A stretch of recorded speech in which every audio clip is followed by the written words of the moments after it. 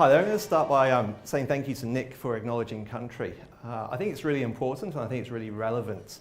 The project I'm going to share with you was based on the Gold Coast, and we worked closely alongside some of the First Nations there. And one of the Yugambeh elders shared something with me that really resonated, and he said that when people come together, amazing things happen. And thank you, Emma, and thank you the team at ThoughtWorks for bringing us together today. I've only been here a couple of hours and already seeing amazing things happening. I'm going to need a clicker to be able to click through my slides, so I'll grab that in a moment. Designworks are an industrial design group. We design and manufacture physical products for the medical devices, for consumer goods, IoT, hardware. If you happen to drop it, it'll make a sound. Our approach is CX, UX, user-centered design, human-centered design, design thinking. That's the space that we play in. And I'm going to share with you a project that we worked on recently.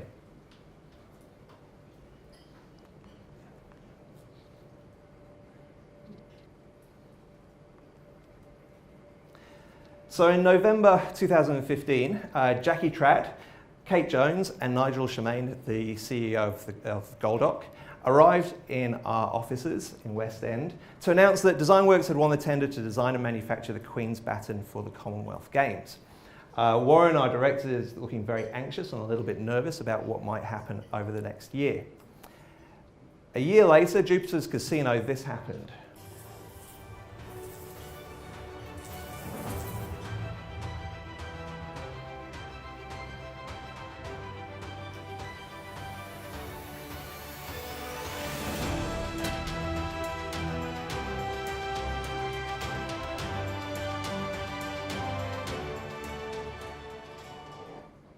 I'm going to stop it there.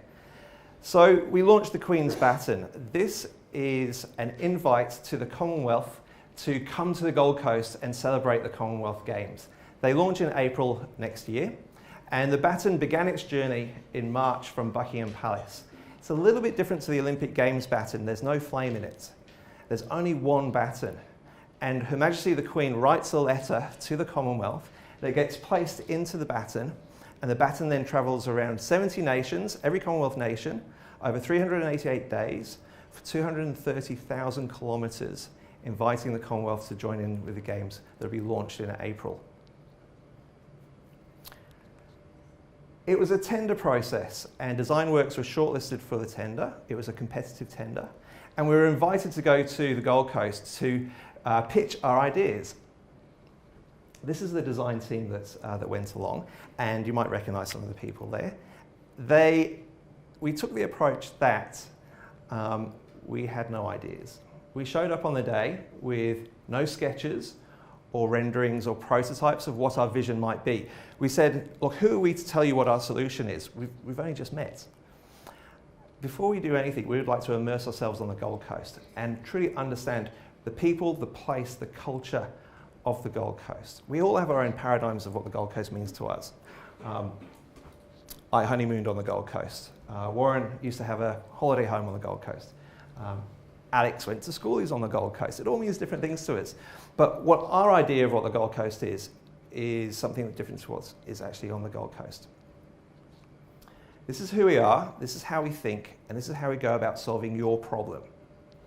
This is the process that we'll use. Now, we had a bit of fun with this.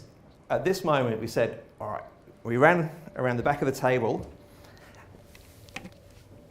and we pulled out a baton and we presented it to the judging panel and asked them to have a baton relay around the judging table. And so pass it on to the next person as it goes from one nation to the next nation and on to the next nation.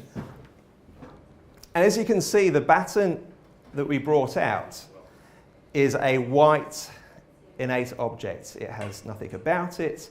It has no features to it.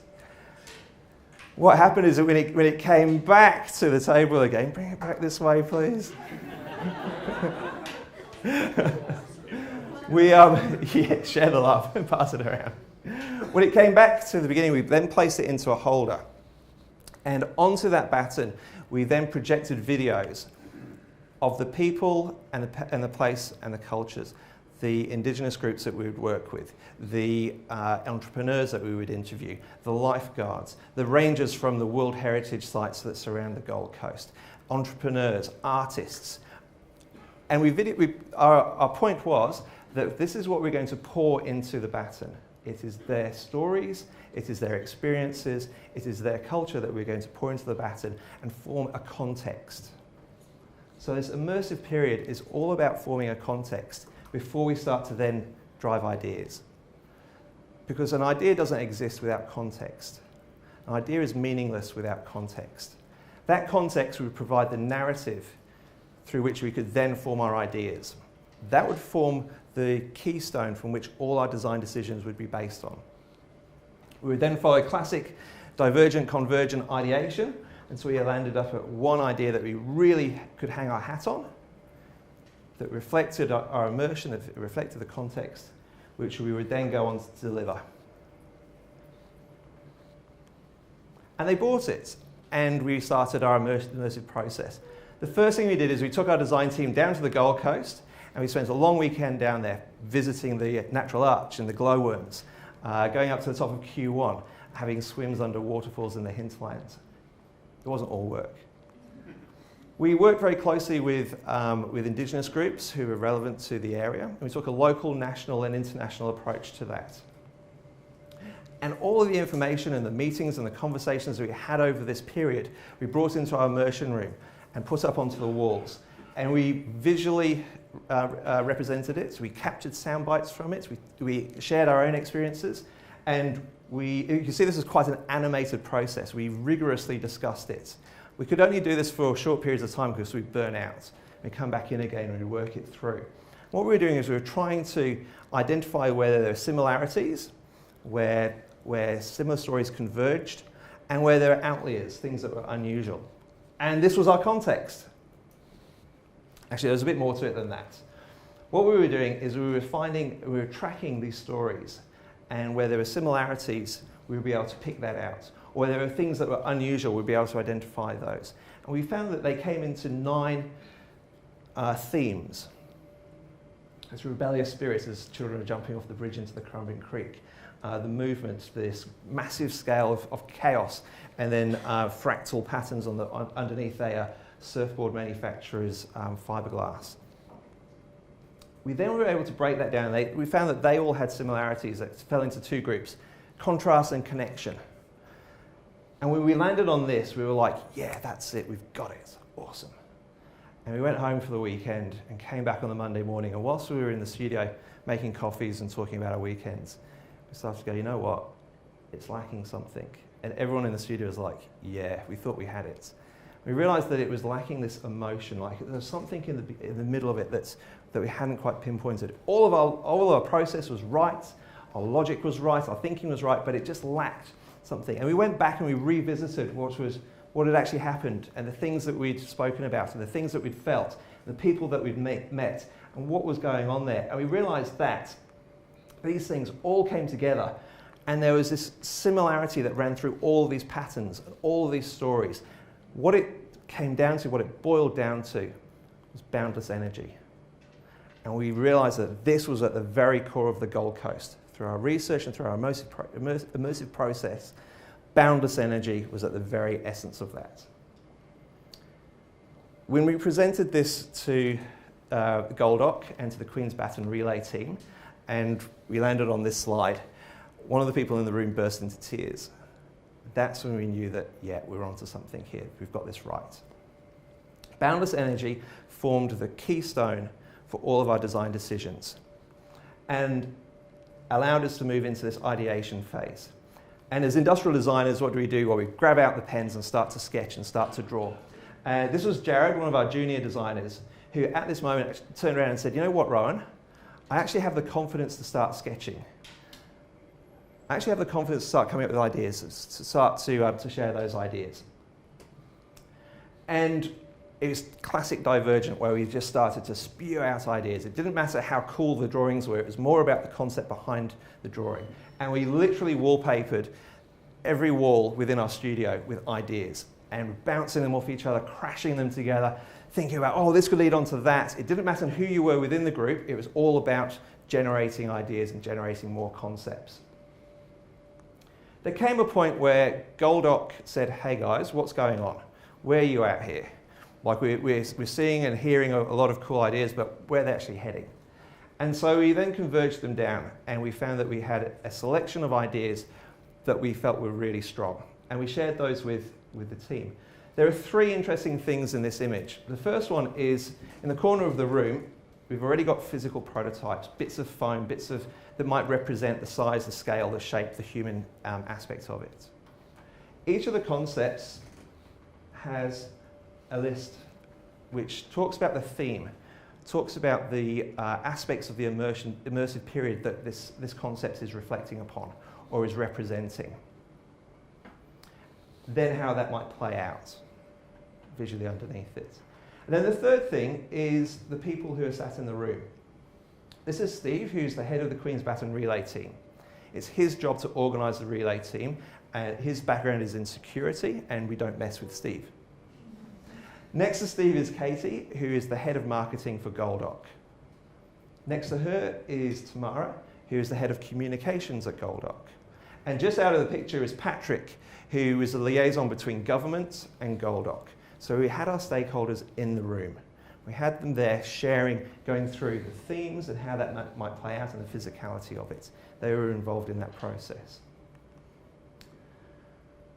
Now we then moved down into our final concepts. And I'm only allowed to show you one of those, and this is the one that got up. We presented back to them our four concepts, and the loop was the one that resonated with them. The loop captures the bold irreverence of the Gold Coast. So these are sound bites that were shared to us during that immersive period. If anywhere can do it, the Gold Coast can do it. Recognising our past, acknowledging the present, and looking to the future. This is Luther again, who shared that with us. And our interpretation of that was into this three-phased or three-segmented baton with a loop through the centre of it. When people meet, when they come to a corroboree or to a stadium or to a place, amazing things can happen.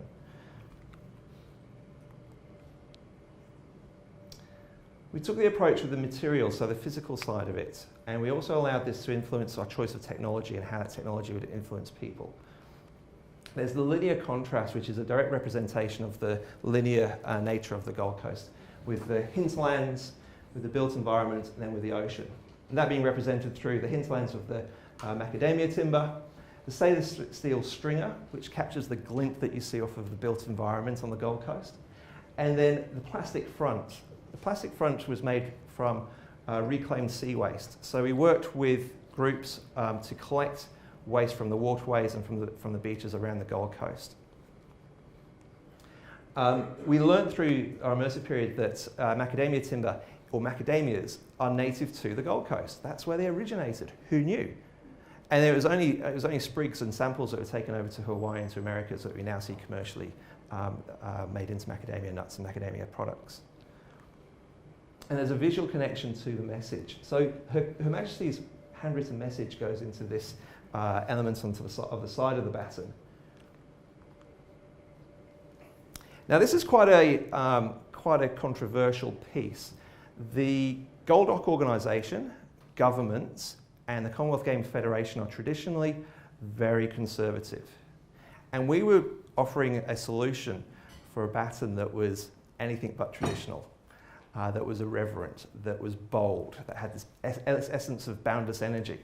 And we realised that we needed to sell it into the Queen's Baton relay team and get their approval. It then had to move up into the Gold Coast Federation, so their executive board and the board above that. So there's these layers starting to creep in. They were then having to take it to the Queensland government. And then the Queensland government had to then sell it up into the Commonwealth Federation itself, which is based in Edinburgh in the UK. So how on earth did we take this when they were expecting a traditional baton and say, well, we're offering you something that's a loop that you can see through the centre of? The stories and the outcomes of our immersive process provided ammunition to really tighten up the solution. Everybody wants to be a designer. everybody has an opinion of what the Gold Coast represents and what it means. And they all had their curveballs that they wanted to throw in at these various levels. But the story is about boundless energy. The story is about the past, the present, and the future. The story is about the relevance of macadamia timber. The story is about the relevance of recycled and reclaimed plastics and sustainability tied into all those values that Goldock have, and ties into the values that are current for what the Gold Coast represents. And that provided that surety to be able to sell it up through all of these levels and not have, well, why aren't you using fiberglass? You know, there's a great surf culture on the Gold Coast. It allowed us to protect that design. Finally, we were able to push it through. That was actually a really difficult period. In terms of our timelines, that got stretched out and out and out because it was so controversial and because it was so hard for those traditional groups to move into this new space. So we started to deliver it, and the first thing we did was get it off those sketches and into a physical CAD model. So we were virtually representing it here and working out how the hell do we actually make this thing? What kind of wall thicknesses are we going to need? What kind of spaces are we going to need within the item itself to be able to fit the technology? What kind of technology is going to be required? PCBs, circuit boards, wiring. How are we going to get those into this space? How are we going to get capacitive sensing to work? How are we going to get the timber to mate with the plastic at the front? All of these things started to kind of rise out of it. It's all well and good having virtual prototypes like this, but we still required physical prototypes. We still had classic bits of foam that we could go, yeah, right, that kind of looks about right. And how we were running up and down through our corridors going, how's this going to go when one relay person passes it on to the next one? What's going to happen at that interchange? How is that going to be experienced? When people are standing in front of their friends, as proud as could be with the baton, how's that going to be represented by the media or by other people? Those prototypes then moved into more refined prototypes. This is a 3D print of what we were thinking, where the size and the scale then started to emerge. And questions like, well, hang on a second, if a child gets their finger caught in it and it twists, have we got a finger trap there? So we built one and we tested it. So it's a classic, you know, we have a hypothesis, let's make a quick prototype, try it out and challenge it, learn from it and make another one. This also allowed us to have conversations with subcontractors and with electrical engineers and with people who we were going to have to bring into the project. Say, look, we're thinking of this. Do you reckon we could make it so we could get that into the back of here and screw it down? And they would offer their insights into it or how they would approach that. So when it arrived on their desk, it wasn't a surprise. They'd already provided value. They'd already provided insights into it. And they were able to then go, great, this is going to be awesome. Yeah, of course we could do it. I've been thinking about this and we're ready to go and build into it. So it's a way of encompassing and co-creating something together. And these prototypes are absolutely valuable for that. This is a video of the Mudgery Bar Woodworking Club. One of the things that we weren't expecting that happened was the bringing together of really interesting people in collaborative ways. They were able to source macadamia timber for us locally and assisted us in then preparing that ready to be machined. This is us in our workshop making the back of the baton. The macadamia timber has significant properties in itself, but it also has massive relevance to the Yugambeh nations and the idea of the past, present and future through elders walking with youngsters to a meeting or a gathering and taking macadamia nuts with them because it's great sustenance to travel with. But they were also planting nuts as they went, knowing that in future generations there would be trees there from which they could gather food. So the past, the present and the future. It also allowed us to meet other groups. So we went diving on the Spit, or we worked with the local council to collect polymers and plastics that we could then take back to the studio, sort out, clean, and go through a process to then prepare that so we could melt it, machine it, and manufacture it into this leading edge around the front. This stemmed back to an insight that came to us where every Commonwealth nation has an ocean boundary. We are all connected by the sea. And by the year 2050, there's going to be more plastic in our oceans by volume than fish. So this has real, in terms of sustainability, this has real significance. These stories are embedded into the item itself. You can see us here in our studio melting the plastic down and then going through the process of machining this front leading edge.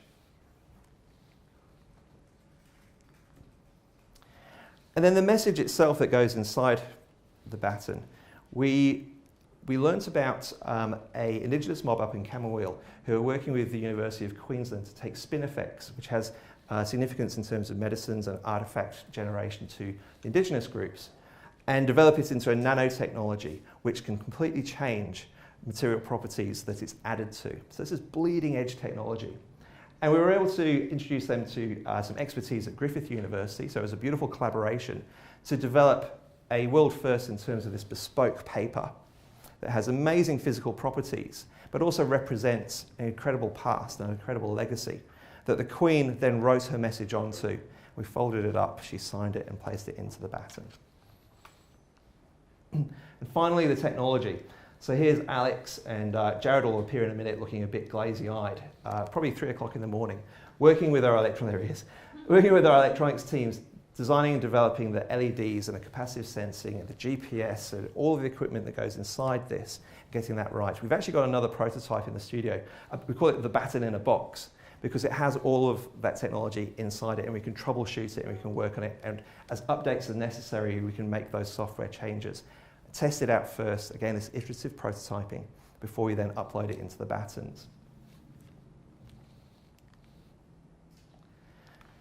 So in March, we were able to deliver the Queen her baton. You can't be late for the Queen. And it began its journey around the world, visiting Commonwealth nations. And we've been tracking it. And we have in our studio a map of the world with pins as it goes around the world. And it's really validating that immersion, ideation, and delivery. So working out the context, creating ideas that reflect that context, and then delivering a baton that's going to resonate.